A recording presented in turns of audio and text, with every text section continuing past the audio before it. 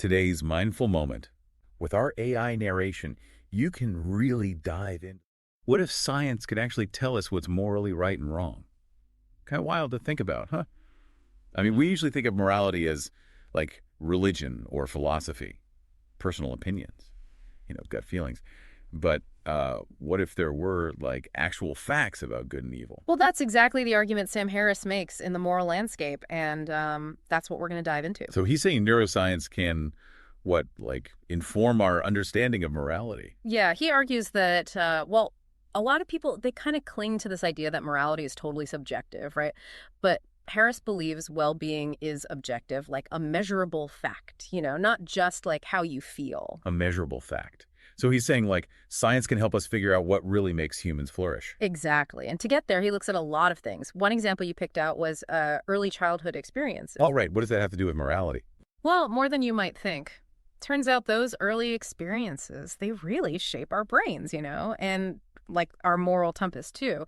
He talks about research that shows if you don't get enough nurturing early on, it can actually mess with your hormone levels. Really? Yeah, and that impacts brain development. It can affect your ability to form healthy relationships later, even how much empathy you have for others. Wow. So emotional bonding, or the lack of it, can literally change the structure of our brains. That's right. It's not just about feeling loved. It's like measurable changes in the brain, changes that impact our capacity for morality. Fascinating. It almost sounds like our brains are kind of wired for connection and empathy from the start then. Yeah, that's what the research suggests. Now, you also brought up evolution, which is a big part of this, too. Right, because our brains evolved to, survive, right? Yeah. So does that affect our morality? Harris acknowledges evolution's role, for sure, but he says it wasn't aiming for our happiness, like our ultimate well-being. So not necessarily a recipe for bliss, huh? Nope. Okay. Our brains developed to survive in a very different world than the one we're in now. Like, we weren't designed to deal with climate change, nuclear weapons, or artificial intelligence. Right. And that all ties into morality somehow. It does. See, it means our evolutionary past might not be the best guide for these modern moral dilemmas. I see. It's like we're working with outdated software, almost. Exactly. And that leads to another thing Harris talks about. Moral relativism. Moral relativism. Yeah, the idea that different cultures have different moral codes, right? So there's no universal right or wrong. And the live and let live approach. Yeah, but even people who say they're relativists, they usually still believe in some universal principles, like tolerance, for example. Oh, guess so, yeah. So Harris, he pushes back on this. He poses a tough question. Oh, look at that. He asks if anyone really believes that, practices like female genital mutilation are just as valid as any other moral code. Yeah, that's a difficult one. I mean, most people, even those who are super sensitive to cultural differences, I think they'd still say certain practices are objectively harmful. Right. And so Harris, he uses that to question this whole idea of moral relativism. Makes sense. It feels like there has to be some common ground, some shared understanding of what's harmful. Exactly. And to understand that even more, to really get at the roots of morality, Harris looks at something pretty fascinating. Psychopaths. Psychopaths? What can they teach us about morality? Well, they're a pretty extreme example, right? But they show a lack of empathy, remorse. Often they're very manipulative, impulsive, like they don't have a moral compass. And that helps us understand morality how? By studying their brains. Seeing what's different, it helps us understand the neural basis of, empathy, moral reasoning.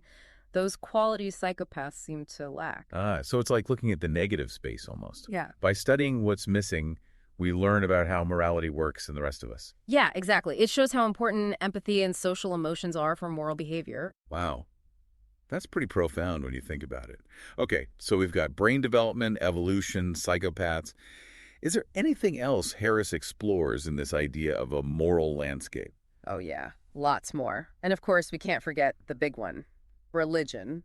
Especially since Harris himself is, a pretty outspoken atheist. Right. And he definitely doesn't shy away from that in The Moral Landscape. He questions whether relying on, ancient texts or dogma is the best way to figure out human well-being today, especially in the modern world. So is he saying religion, hinders progress? Well, he suggests that some religious beliefs can get in the way, yeah.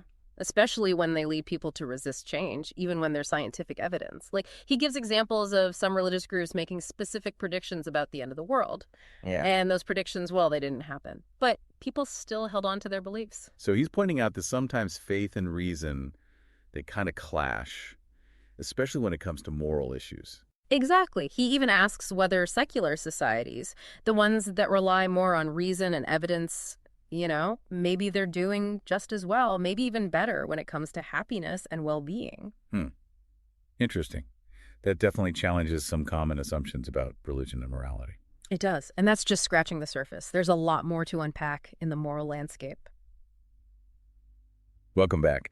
We've been talking about Sam Harris and the moral landscape, his controversial ideas about science and morality, how, maybe understanding the brain can change how we see good and evil. But before we get back to those excerpts you picked out, there's this big concept we should probably talk about. Free will. Is that what you're getting at? Yeah. I mean, it's like fundamental, right, to how we think about ourselves, how we make choices.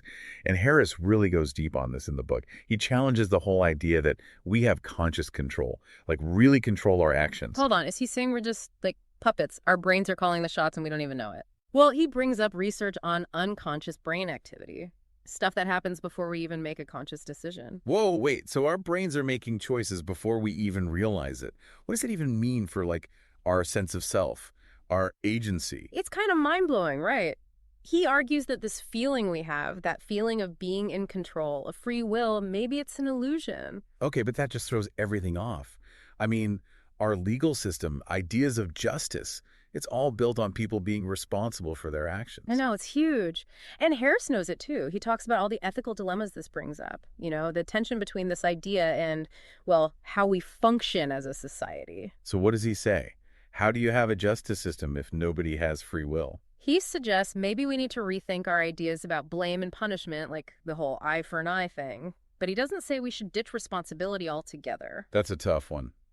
Hard to wrap your head around. It is. But he says punishment can still have a purpose, even without free will. What do you mean? He says we should focus on the consequences, like deterring crime, protecting people, not just getting revenge. Okay, yeah, that makes more sense. Yeah. We still need ways to discourage bad behavior, Yeah. even if we see the reasons behind it differently. Right. And he also talks about how understanding the brain, even its limits, should make us more compassionate, not less. Really? I would think, if we learn our brains are making all these choices for us, we'd be less forgiving. Like, oh, well, it's not their fault. Their brain did it. I know, it seems counterintuitive. But he says realizing that our actions are influenced by all these things, genetics, environment, our upbringing, even unconscious stuff, it gives us a more complete picture of why people do what they do. So it's not just about blaming people for bad choices, Yeah. but also looking at the context, right? All the things that might have contributed to those choices. Exactly. We can still hold people accountable, but we also recognize the complexity of it all. That makes sense. It kind of reminds me of the excerpt we were talking about earlier, the one about how much our beliefs shape our moral landscape. Oh, yeah, he talks about that a lot, how beliefs drive our values, our actions. And, just like everything else, there might even be a neural basis for belief itself. He mentions studies using fMRI scans, the brain imaging. Oh, right. So, like, they can see what your brain's doing when you believe something. Yeah. And the research shows different patterns of activity for believing, disbelieving, even being uncertain. Wow. So our brains literally light up differently depending on what we believe. That's what the studies show.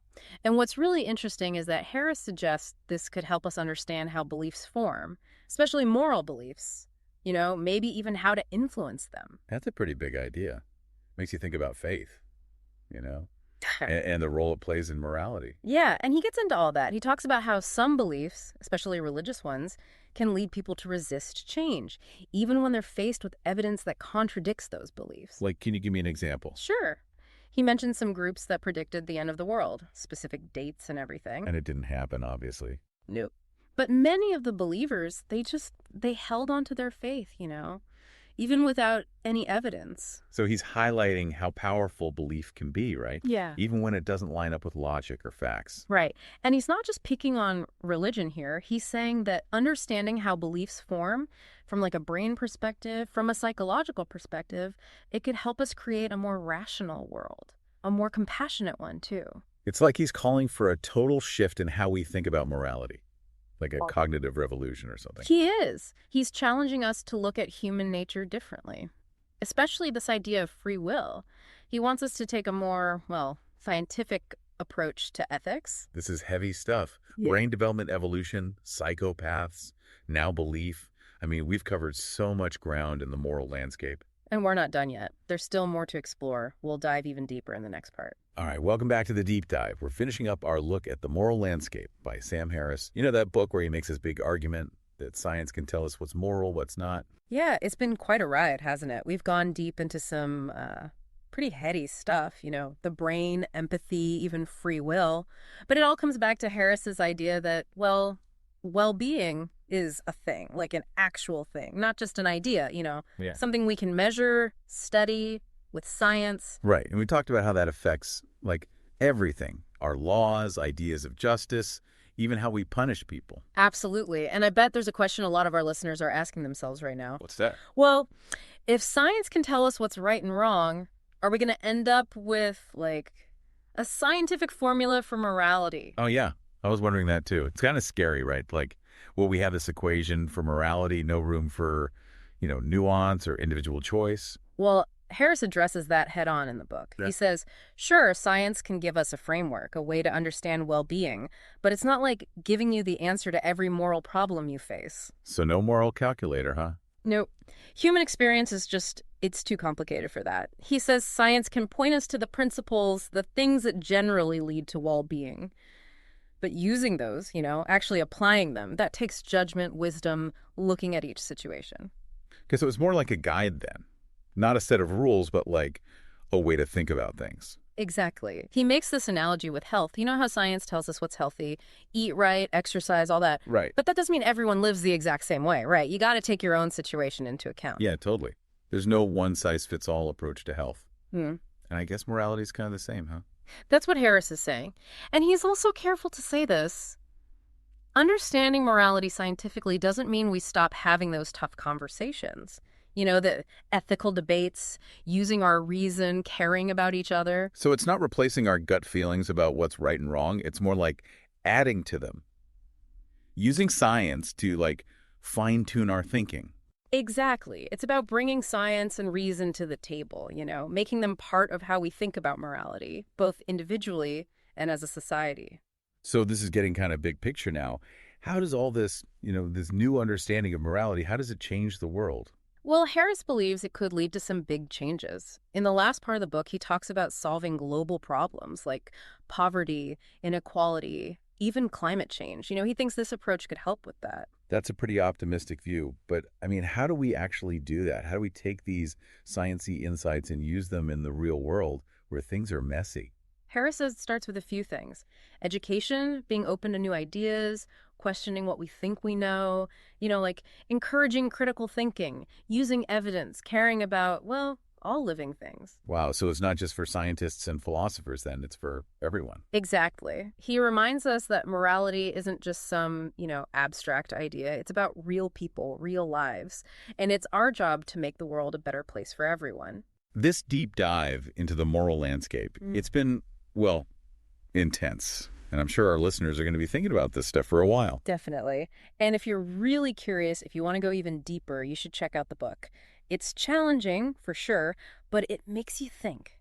And maybe even see morality in a whole new light. And if you want to hear more deep dives like this into science, philosophy, the big questions, well, hit that subscribe button.